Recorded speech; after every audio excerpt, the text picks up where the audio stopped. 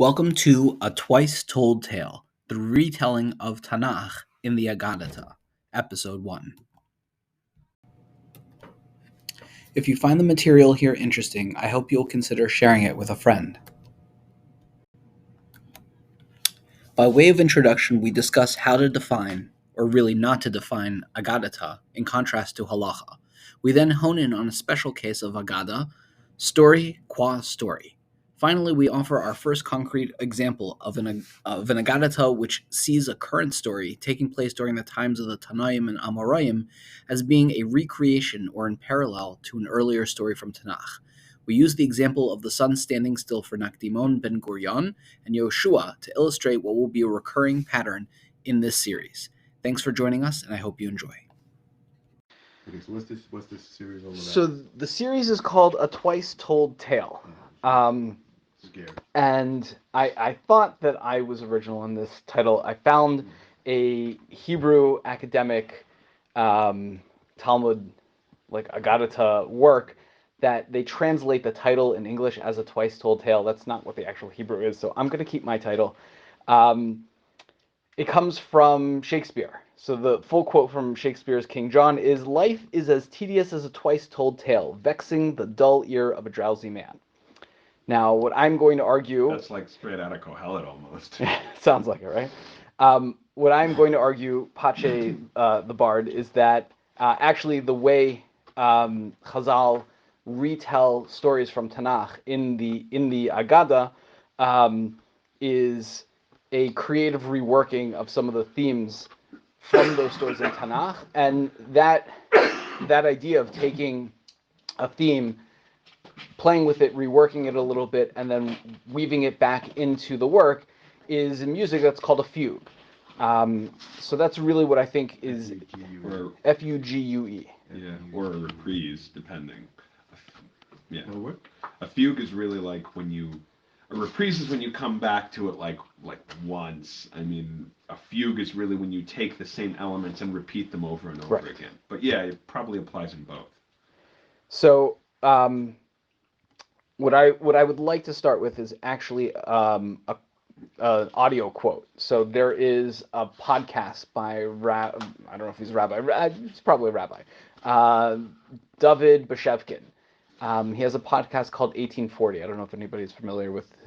Very interesting stuff. I'm a big fan. At the tail end of all of his podcasts, he has a series of rapid fire questions where he asks sort of like shorter format, standardized questions of his guests. So I'm going to play you one of his questions because I don't expect that I will ever be a guest on his show, but I'm going to answer his question with what we're going to hear. Archaic English. There's a lot of translations out there. My next question is always a little strange when I ask it to an existing scholar, but I do anyways to all the scholars that we have on here. If somebody gave you a great deal of money and allowed you to take a sabbatical with no responsibilities whatsoever, to go back to school and get another PhD, what do you think the subject and title of that dissertation would be? I can't. Okay. So that's his question, which I think is an interesting question for anyone to consider in their own life. Like if I had no responsibilities for a year and I could sit and study something, what would that something be? What's a topic that I'm so interested about that I would dedicate time to? So the answer to his question is what I'd like to go through with you guys. The basic premise is that in the stories of the Aggadah in the Gemara, there are themes that are carried through from Tanakh, and I'll embellish that quite a bit, but I'll sort of give you a little bit more context. So just like there is academic study of Tanakh, there is academic study of the Gemara, and if you're interested, here are some of the essential papers from the more modern academic study of the Gemara. And they apply in that approach to learning Gemara a lot of the same principles that we've applied in Tanakh. So they look for patterns and repeating patterns. They look for tropes. They break down a sugya in a lot of different and interesting ways that you when you're learning Gemara in yeshiva, you don't necessarily pay attention to, like the fact that there is an anonymous layer in the Gemara that is really putting people into conversation with one another. So sometimes you'll have machlokas in a Gemara between two people who could never have overlapped, have never have actually met because they lived 300 years apart. He would say to him, and right. he would, but what would he answer? Such and such. Right, correct. So that what we call the stam of the Gemara was authored by either what David Weiss Halivni called the stam, or the Rabbanan Savorai, the generation basically after the amoraim, before the Gaonim. So they break down sugyas like that and try to peel back the layers as to what was the original sugya before the authors kind of put things together. That is a general overview of the academic study of Gemara. The academic approach to the Aggadah is, I would say, a road much less traveled. There are fewer people historically, especially in America. In Israel, you had some pioneers in this field. Yonah Frankel, Yosef Heinemann were probably the two most influential at the beginning of the 20th century. In the later 20th century and into the beginning of the 21st century, you have Ofra Meir. You have, like, from modern times, Moshe, Shimon Shoshan. I have his book here somewhere. Stories of the Law. Daniel. So in the States, really, I think the most prominent is Jeffrey Rubinstein. We also have Daniel Boyarin, who is a very eclectic figure. This one is Intertextuality and the Reading of Midrash. What is intertextuality? It's comparing two texts and how they how one influences the other. Okay. So Boyarin is at Berkeley and Rubinstein is at NYU. So I reached out to Moshe Shimon Shoshan and to Jeffrey Rubinstein and presented them with the concept that I'm going to hopefully, after I get through all the introductions, share with you. And I asked them, is there any scholarship on this? And they both basically said almost the exact same thing in their email to me. A, this would make a really good PhD thesis. B, no, there is no one that has covered this in any significant way. And C, yeah, I kind of thought of that too, but I haven't really spent any time on it, right?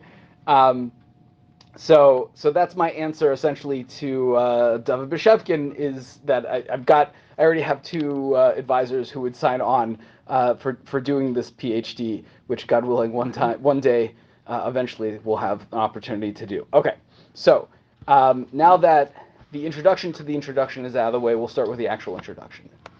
First we'll start with a quote from Walter Pater, who says as follows: "All art constantly aspires towards the condition of music."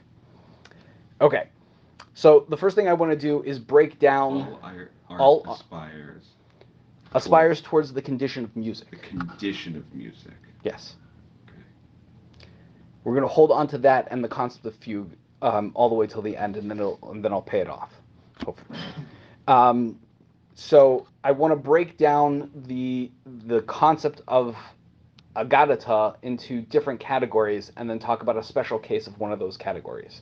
So we'll have to follow like step by step. If you follow each step, hopefully it makes a lot of sense.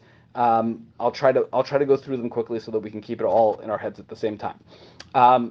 So first of all, let's clearly define the difference between halacha and Aggadah. Okay, the Gemara is very clear. The Gemara knows that there's a difference between these two things, and is very clear that there should not be a misconstruing of what belongs where. So I will give you a quote from a Gemara in Chagiga that says as follows: Tashma, echel adin ve'echel l'tzedakah. They're talking about, they're explaining why there are two references to kings in a pasuk. Divrei Rabbi Akiva. So Rabbi Akiva's explanation is that one throne is for din and one is for tzedakah. Amar lo Rabbi Elazar ben Azariah. Rabbi Elazar ben Azariah does not like the fact that Rabbi Akiva is involved in this conversation at all. Akiva, malacha eitel Haggadah. Akiva, what are you doing talking about Aggadah? Klach midvarecha etzel negoyim ve'ohalos. Go talk about negoyim and ohalos. Those are the very technical sugyas that have no Aggadah in them whatsoever. In other words, go deal with halacha. What are you doing over here in Aggadah? This is not your world, right? They're two separate worlds, and it's important that we differentiate them. Let's Wait a minute. Let's clarify this a little bit more. Wait a minute. Yeah. Wasn't Rabbi Eliezer ben Azariah the guy who never said anything that he didn't hear from his teachers? Like, doesn't that seem a little out of place for somebody like Aggadah is like Okay, to properly interpret it, you got to be like a little bit fanciful. Like you have to drush and midrash, and there's creativity and like. Okay, Reb Eliezer ben Arach, like is the expanding spring. Like it sounds like okay, maybe he could say this to Rabbi Akiva. Rabbi Eliezer ben Azariah is the guy. Oh, I heard this from my teachers, and that's it. Right. So maybe he's not good at a good candidate for expounding the Aggadah, but he knows who else is not a good candidate for expounding the Aggadah. Could be. Oh, that's a good answer. I like that answer. So how do you define Aggadah then? And I'm going to cheat on this one too. This is probably the best way to define Aggadah, which is anything that is not halacha.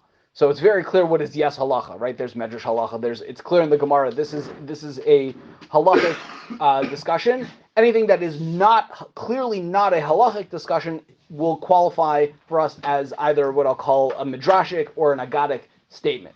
Now, you can catch me on a technicality that there are things that are not halacha and not Aggadah, and if you can guess any one of those, you'll get some extra points. Eitz Tova is interesting. Right. Okay. Like medical advice. Medical advice is one. One more. Something that the Gemara talks about that does not necessarily have halachic implications or Aggadic implications, similar to the medical stuff. This is what people say. This is what people do. Okay, that's just like general discussion. This is the general custom of scientific information. So, the size of the universe, how many stars there are, anything that would have been the science of the day is not necessarily halachic. We don't apply it to halacha today for sure, and is not necessarily Aggadah either. It's not there to teach you a drash. Okay, so now that we know that Aggadah is not halacha, the next step is to figure out what are the different categories of Aggadah. So I'm going to give you a couple. The first one is exegesis, is taking the words of the Torah and expanding on them and explaining them. So we have, I'll give you one story and an Aggadic explanation just to give you sort of a case study. The Eli Zakein Me'od, V'shamas kol asher ya'asun banav l'chol Yisrael v'es asher yishkevun es hanashim hatzvaos Pesach o Hamoed. So Eli is very old, and he heard that his sons were, he's heard all that his sons were doing in Israel, and how they lay with the women who performed the tasks at the entrance of the Ol Moed. Okay, so what does that sound like Eli's sons are doing? Committing adultery, right?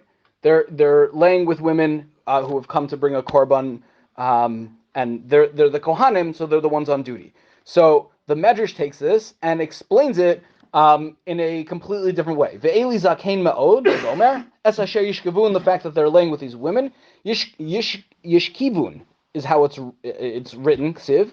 Amar Rebbe, shahayu hanashim mevius keinehem litaher leba'alehem, v'hayu mishahin osam, u'mala alehem hakasuv ki'ilu hein shochvin imam. Elu is very old. The fact that his son slept with these women, it's written that they bedded them. So Rebbe said the women were bringing their kinim sacrifices, the birds that they have to bring to be metaher after, to purify themselves after they gave birth so that they can go be with their husbands. And Eli's sons were deferring those sacrifices overnight. So the women had to sleep overnight, but they weren't actually sleeping with them. The pasuk is just considering it as if they had slept with them. So because that was a negative and the narrative itself by delaying, or was it just a backup? Yeah, no, it was a negative. What the pasuk is doing in how it's writing it is pointing out that they were asserting their authority over the women's ability to be with their husbands. So that act is akin to sleeping with the women. It's not actually, right? You see it by Reuben that he moved. He didn't actually sleep with the right. He moved the bed. He moved the bed, but the pasuk says, guess what? So this is a type of Aggadic statement. This is not explicit in the pasuk. It is not a halacha discussion. It is the Gemara taking something from Tanakh and explaining it by way of story. This is not what you read is not what happened. What actually happened is this story that I'm about to tell you, and here's how it fits in to the words of the pasuk, either because there's an extra word or there's a missing word, etc. Fine. That is one type of Aggadah. We're gonna see a few different types.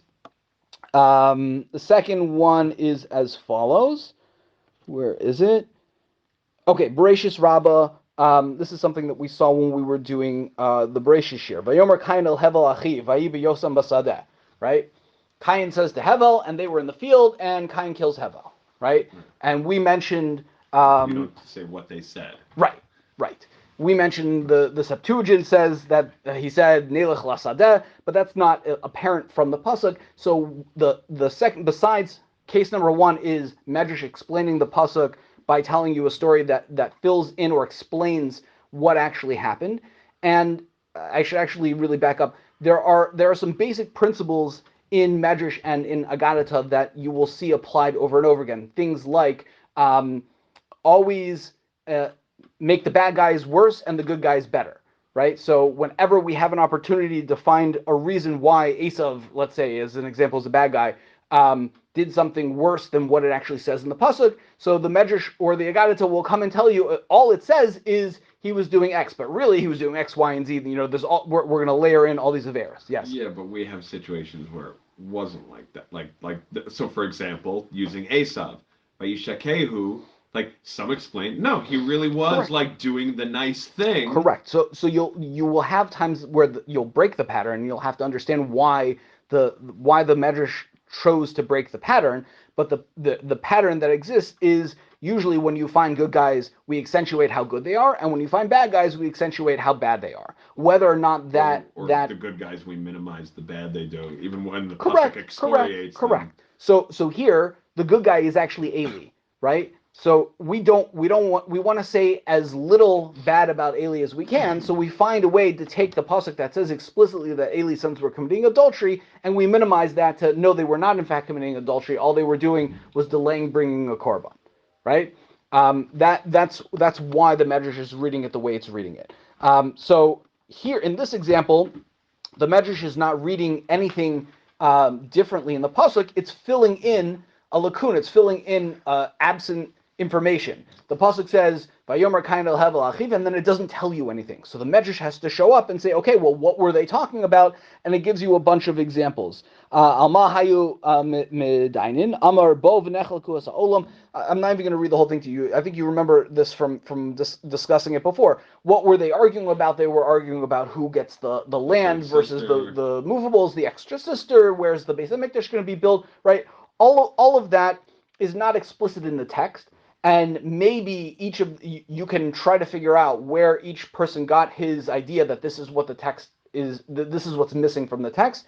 But it's the Medrash is showing up. The story is there to fill in a gap for you. You, the careful reader, are confused because there's information missing, and the Medrash will inevitably, not just in this one example, this is a paradigm that you will find in Medrash in general, that if there is a gap in the information that the Torah is presenting, the Medrash will show up and fill in that gap for the reader.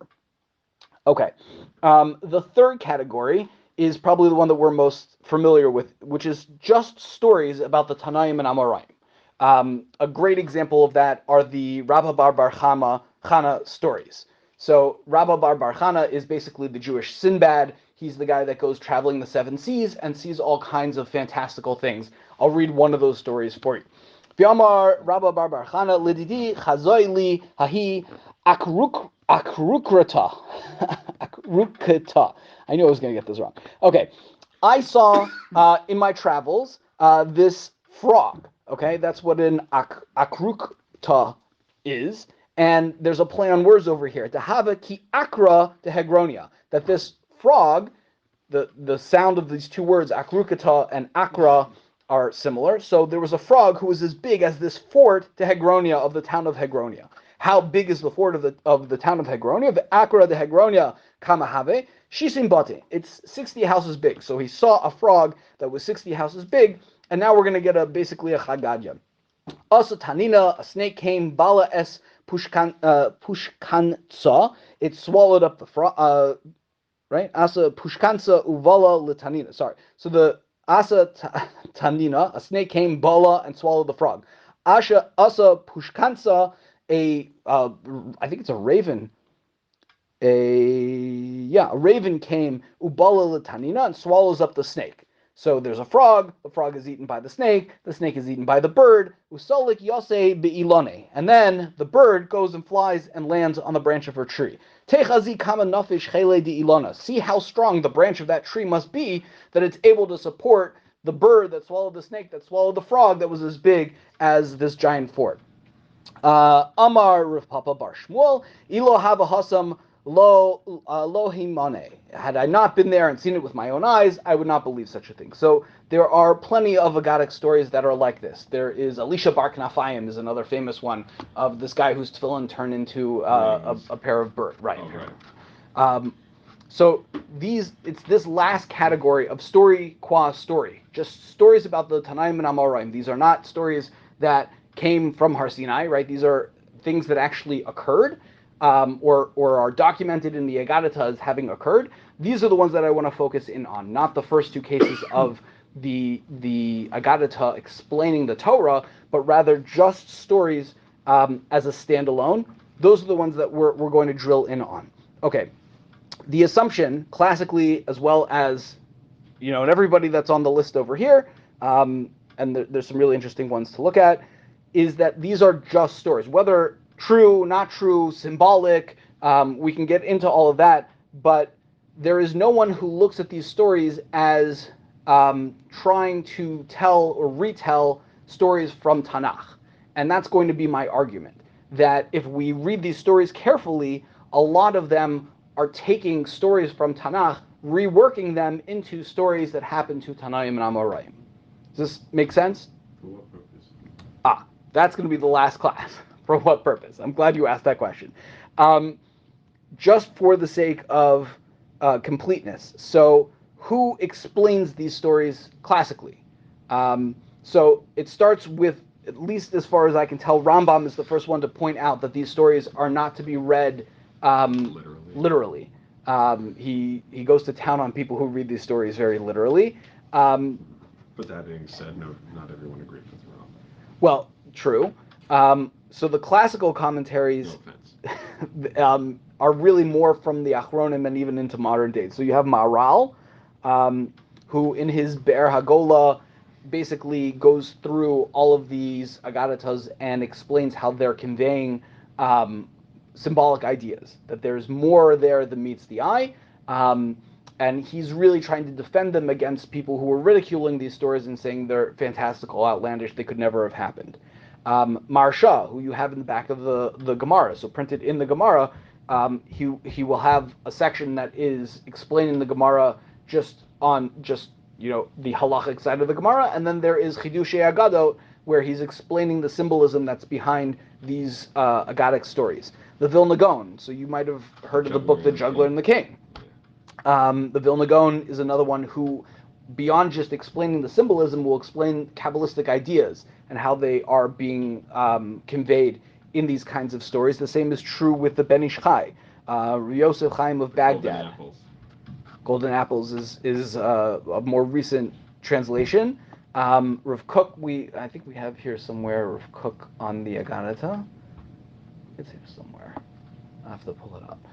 But Rav Kook is another one who takes a lot of these Aggadic stories and again explains. In fact, the Rabbi Bar Bar Chana stories, our teacher, Rabbi Betzalel Noor, has a whole book on the Rabbi Bar Bar Chana stories and how they are read by Rav Kook as containing sort of symbolic allusions. But again, none of those traditional commentaries, academic commentaries, none of them tie these stories back to the stories in Tanakh. So that is the end of the introduction, and now we'll get into at least one example before we pick up for next week. So, before we get to our next example, I have another quote because I'm full of them today. This one is from Franz Kafka. By believing passionately in something that still does not exist, we create it. The non-existent is whatever we have not sufficiently desired. Okay. So the first story that I'd like to review is actually short and sweet, but I think it's very direct in how it shows what is in and what is out of this paradigm. So sorry, I thought you were asking a question. What I'm going to try to do is give you one example that's clearly in, one example that's clearly out, so we have the guardrails, and then we'll talk about whatever is in the middle. The example that's clearly in is a story of a man named Nakdimon ben Gurion. Familiar with Nakdimon ben Gurion? Yeah. How do you know him? No, sorry, hold on. Nakdimon ben Gurion. I got him confused with Nicanor for a moment. Okay, we'll get to Nicanor. He's also on the list. Nakdimon ben Gurion was the hugely rich dudes. Yes. Extraordinarily, fabulously wealthy, and he winds up basically making a mistake and kind of losing everything, doesn't he? Close. We're gonna. So I think what you're referencing. Sufficiently generous or something, and he's the one with the carpets, right? So you're thinking of Ben Tzitzis HaKasas. So there in the Gemara in Gittin that you're thinking of, there's three wealthy people. Yeah. One of them is Nakdimon ben Gurion, who we're going to read about in a second. The second is Ben Tzitzis HaKasas. He's called Ben Tzitzis because he would have his tzitzis carried on pillows so they wouldn't touch the ground. And he also had Nakdimon ben Gurion was the guy who rolled out the red carpet and let the poor people take it. No.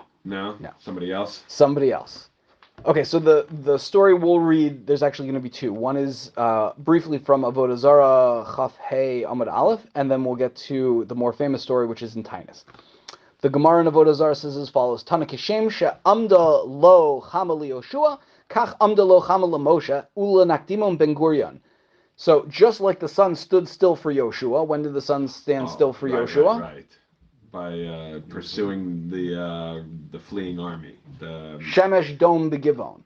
Right. He's fighting the enemy in Givon, and he tells the sun to stop and not allow the moon to come up, so they have time to finish the battle. So that's the sun standing still for Yehoshua. So the Gemara says that the sun also stood still for Moshe and for Nakdimon ben Gurion. Yehoshua, Kroi. Right. Nakdimon. Yehoshua is an explicit pasuk. Nakdimon ben Gurion Gemara. The fact that the sun stood still for Nakdimon ben Gurion is a Gemara, which we'll see in a second. That's a Gemara in Tainus. And Lamoshe Minolan, how do you know that it stood still for Moshe? Because there's a hekesh. Asya achel. There's a hekesh, a comparison between using the term I will begin in two different places, one by Yehoshua and one by Moshe, that tells you that if it happened for Yehoshua, it happened for Moshe as well. Okay. What is the story with Nakdimon ben Gurion? That is in a Gemara in Tainus on Daf Yud Tesel Mebeis and continuing into Daf Chaf Amud Aleph. And with this, we will stop.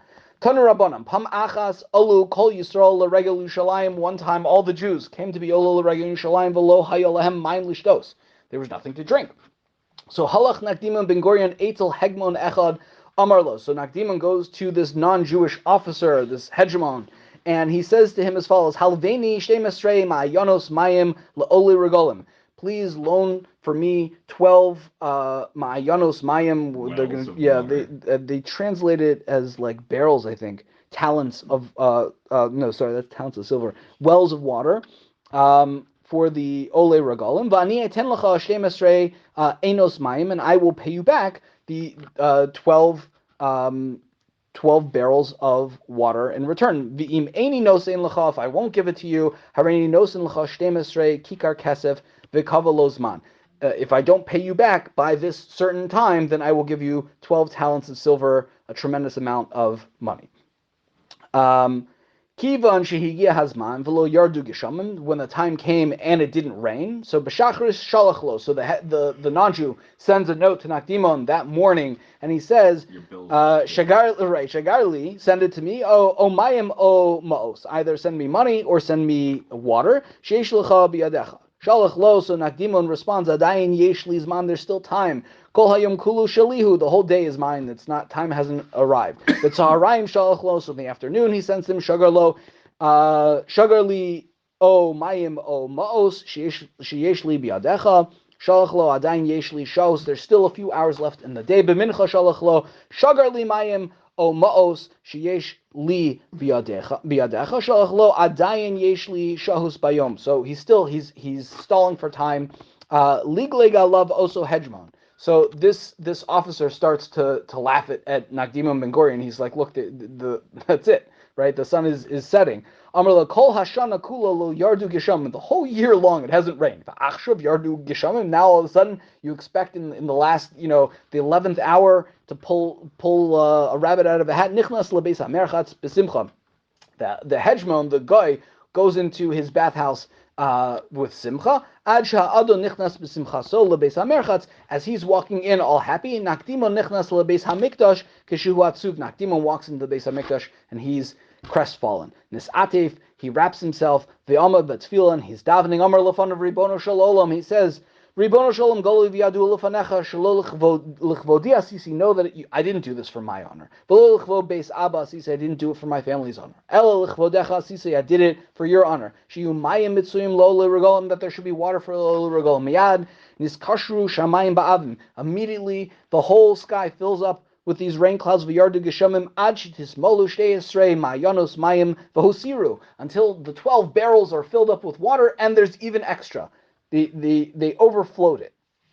Ad sheyatza adam mibeis hamerchatz. Now the guy is leaving the beis hamerchatz. So Nakdimon Ben Gurion yatza mibeis hamikdash. Nakdimon walks out of the beis hamikdash. It's a nice. Kishenifkeu zeh bazeh. They bump into each other. So Amar lo. Deadline passed. You can't. Tein li demei mayim yoser sheyesh li biadecha. Nakdimon says to the guy, not only did I pay you back, I overpaid. You have to pay me for the extra water that I gave you.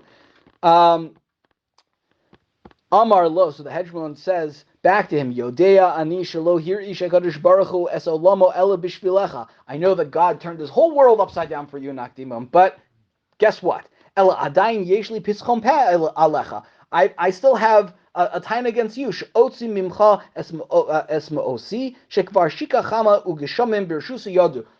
Too little, too late. The sun already set. The deadline passed. You owe me the money, and whatever rained, that was my rain. I get to keep the water, and I want to be paid. So nice try. It didn't work out. So what does Nakdimon do? He turns right back around and it's right back to the beis hamikdash.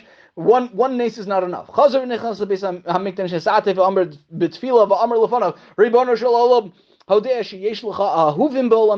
Let it be known that there are people that you love in your world. Miyad nisparzu ha'avim v'zarcha chama. So then immediately the clouds part and the sun is still there. But also sha amar lo ha'adon. At that point, the guy says to him, ilu lo nikta chama. Had the sun not been nokade, had it not stayed in its place, hayali pitzchon pa'alecha. I had this taina against you. She'otzim mimcha ma'osi. Tana. Lo Nakdimon shemo. So that's the end of the story. So Tana, the Gemara continues. Lo Nakdimon shemo. His name wasn't actually Nakdimon Ben Gurion, which is Nakdimon's Nakda Chama. Ela Buni shemo. His name was Buni. V'lama nikra shemo Nakdimon shenakda Chama bavuro. The reason that he's called Nakdimon is because of this nace that the sun stood in its place for him.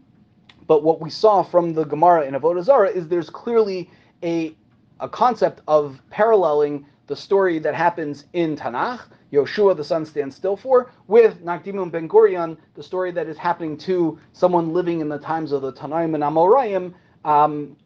There it's explicit.